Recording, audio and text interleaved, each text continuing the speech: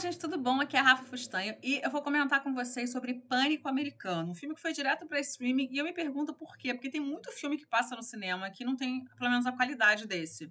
Eu gostei muito desse filme, mas eu sei que tem gente que não vai curtir tanto assim e que não vai ver exatamente os detalhes e vai esperar um filme de terror, quando na verdade o terror é a própria sociedade. Vou comentar com vocês então primeiro sem spoilers e depois eu vou entrar nos spoilers para a gente discutir um pouquinho esse final, que para mim foi bem bacana, tá? Bom, Pânico Americano, então, no original chama American Carnage. É um filme de 2022 que a A2 Distribuidora, minha parceirona aqui, né? Eu assisti cabine online aqui para comentar com vocês, colocou nos streamings no dia 17 de agosto. Eu vou pedir para vocês olharem aqui na caixa de descrição aonde é que estão passando, né? Ou para venda, para aluguel. Desse filme, tá? O que a gente tem nessa história de Pânico Americano? Vamos lá, a sinopse diz o seguinte: depois que um governador emite uma ordem executiva para prender os filhos de imigrantes indocumentados, os jovens recém-detidos têm a oportunidade de ter suas acusações retiradas a se voluntariarem para cuidar dos idosos. A gente tem uma direção do Diego Ralvis, o roteiro é dele, junto com Julio Halives, que acho que deve ser irmão dele. Enfim. Bom, na capa, a gente tem a Jenna Ortega, nossa Wandinha, enfim, que está fazendo um filme atrás do outro. Ela não é exatamente a protagonista, tá, gente? O protagonista é um outro ator, é o George Landenborg Jr., que é o JP. O JP é um jovem que não quis ir para a faculdade, né? Ele tem uma irmã que é extremamente inteligente, que é a Lily, interpretada pela Yulmari Morales, e ele trabalha numa lanchonete. Logo numa das primeiras cenas, a gente vai entender tudo. Primeiro vai passar muita cena de documentário, de reportagem, ali bem da época do Trump, onde ele cria um muro entre o México, ele quer criar um muro entre o México e os Estados Unidos, onde ele coloca todos os problemas, a culpa de tudo que acontece de ruim nos Estados Unidos, nos imigrantes ilegais. Enfim, ele cria toda aquela atmosfera de terror e separa as crianças, né, dos seus pais. Então teve toda aquela história dele separar, de que, enfim, né, foi um verdadeiro escândalo e até hoje a questão da imigração, ela não é bem resolvida nos Estados Unidos mesmo no governo Biden. E a sociedade americana, ela tenta achar culpados ali para essa questão toda, quando na verdade não existe exatamente um culpado, né? Existem ali questões socioeconômicas, né? E também os Estados Unidos quando precisou daquela mão de obra barata, né? Eles falaram, então venham. Mas a partir do momento que eles não precisam mais e que os próprios americanos estão tendo que fazer o trabalho que seriam dos imigrantes ilegais, eles já começam a se incomodar com aquela população que já está ali há tanto tempo. E que eles acreditam que... E os Estados Unidos tem uma questão aí, que aí eu vou falar sobre imigração, né, sobre o que eu conheço, quando uma mulher, pode ser uma brasileira, não tem vínculo nenhum com o país, entra nos Estados Unidos e tem a criança lá dentro, ela é registrada, a criança, como americana. Ela não pode morar junto com a mãe não ganha residência por causa dela, só depois que ela tiver não sei quantos anos e puder manter a mãe, enfim. Mas ela tem a nacionalidade americana. O que não acontece em muitos países da Europa, como a própria Alemanha, né? Enfim, Espanha, que não. Eu vou lá com meu marido, eu moro lá, mesmo sendo residente legal, meu marido trabalha lá, eu tenho a criança, ele não ganha cidadania automaticamente.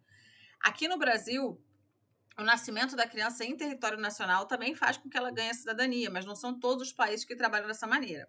Os Estados Unidos, então, diz que aquela criança é americana, mas sua mãe não. Como é que uma criança vai viver sem a mãe dentro daquele país?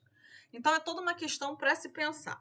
Bom, voltando ao filme, a gente vai ver aí que um governador extremamente xenofóbico, ele vai, com a ajuda do Ed, que é um chefão ali, né, do programa que eles estão fazendo, vai instituir a seguinte coisa: todo imigrante ou filho de imigrante que entrou ilegal, ou seja, que não tem papel de legalização, o filho mesmo já sido registrado, ele passa a ser não benquisto ali, né? Então ele precisa ser um detento, ele passa a ser um detento, ele vai para um centro de detenção, ele é separado dos seus familiares, e ali, a partir daquele momento, ele tem a opção de se regenerar, ou seja, de pagar a sua dívida com os Estados Unidos, trabalhando num lar de idosos, né? Ou seja, ali num asilo.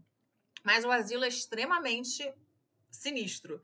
E a gente vai perceber que tem alguma coisa de errada com o asilo, mas talvez não consiga perceber de primeira mão quão errado tem ali dentro do asilo, que exatamente é, porque sim, mistura muito sarcasmo, um terror que é um terror mais de sátira, não exatamente um terror de ai, mas eu fiquei morrendo de medo do filme. Então, se você for com expectativas, se você acha que, mas a questão de imigração é mimimi, mas eu queria sentir medo e não senti, aí realmente esse filme não é para você. Mas se você gosta de filmes que envolvem política, temas atuais, envolve toda essa questão ali de latinos, né, nos Estados Unidos, enfim, não chega a falar muito de negros, fala mais dos latinos, exatamente, porque os latinos são vistos como não americanos, né? E a gente tem a questão também do Brasil. Ele não entra ali, na verdade não tem nenhum brasileiro, mas tem uma personagem que é a Mica, que é interpretada pela Bela Ortiz. Eu até adorei essa personagem, ela tem uma virada de chave muito boa, mas essa personagem, ela se faz de Argentina, e tem até uma conversa ali que acham que ela é branca, né? Ou pelo menos o rapaz que é porto-riquenho acha que ela é branca, que é o Big Mac,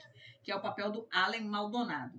Bom, mesmo a menina que ia entrar na faculdade, que era ali a irmã, né, do rapaz, a Lili, mesmo o JP, a Camila, que é a Gena Ortega, todos eles vão parar nessa instituição para cuidar desses idosos. E ali tem uma mensagem também importante sobre etarismo, sobre como a gente trata a sociedade após o envelhecimento da nossa sociedade. Como é que a gente trata esses idosos? A gente está preparado para lidar com eles, para recebê-los, para conviver com eles? O quão importante eles são por todo o legado que eles deixaram. Bom, essa história, então, vai percorrer um caminho que eu achei inimaginável, né? E assim, achei que foi uma proposta interessante, ainda que não perfeita, mas interessante, que rende bons momentos e que tem umas atuações muito legais. A Gena Ortega, a gente já sabia, o Jorge Landenborg trabalha muito bem.